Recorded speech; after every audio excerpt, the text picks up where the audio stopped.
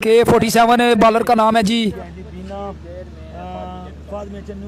खालिद भट्ट।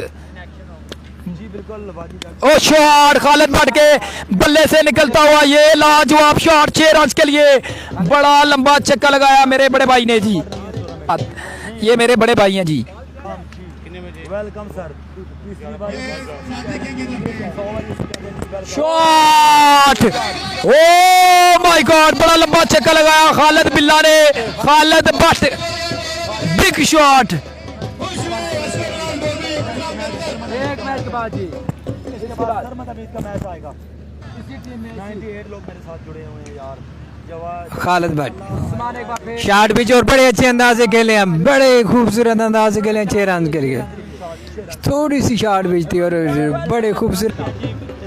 खुरम बिल्ला आया जी। दोनों भाई आमने सामने और कमेंट्री पे तीसरा भाई।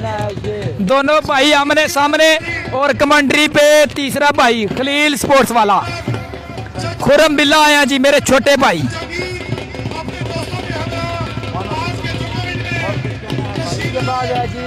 खुरम बिल्ला बैटिंग पर आया जी। बड़े भाई और छोटे भाई कमेंट्री पे, उससे छोटे भाई बैटिंग पे।